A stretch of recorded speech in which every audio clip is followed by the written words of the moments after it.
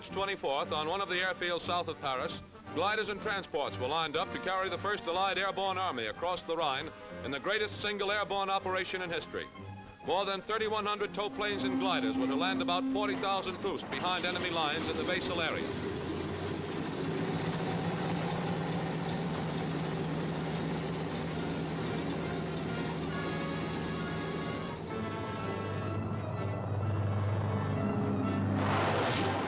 At the same time, the British 6th Airborne Division was starting from bases in England.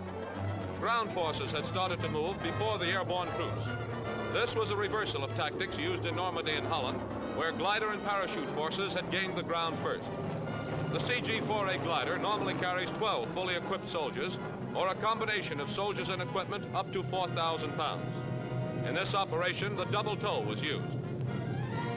Gear-laden paratroopers were transported by C-47, and for the first time by C-46 Commando. The 47 loads 18 paratroopers.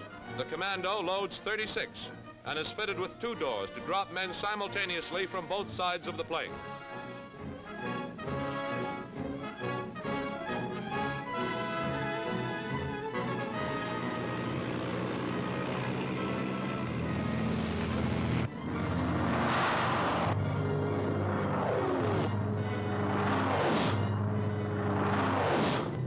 Rendezvous point for American and British aircraft was near Brussels.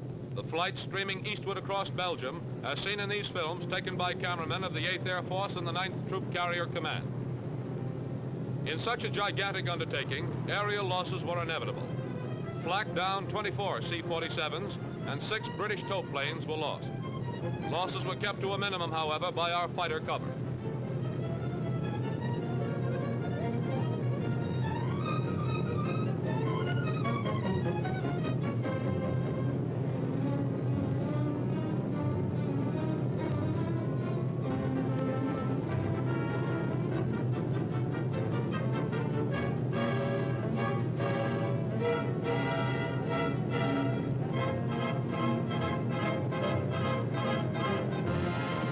Great profusion, paratroopers cover the basal drop zone. Leapfrogging German positions east of the Rhine, first objective of these airborne divisions is to contain the enemy's rear, then make a quick junction with ground troops. A C-46 goes down.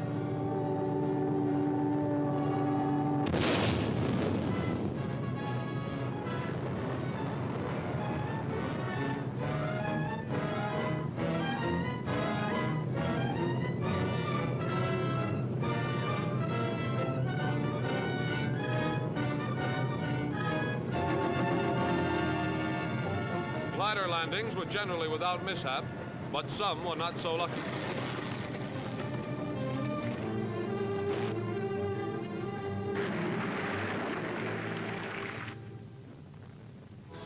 Allied detachments were often outnumbered and surrounded, had to fight their way through blistering machine gun fire to reach prearranged assembly points. But within 8 hours of the first drop, while B-24 formations were bringing additional supplies, the airborne troops seized all their objectives and made contact with British ground units advancing eastward from the Xanten area.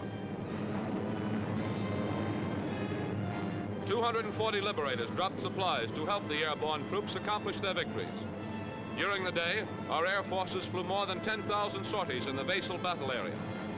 The first airborne crossing of the Rhine had proved a great success, had given impetus to the entire Allied push, which by the middle of April had placed Allied armies outside Berlin.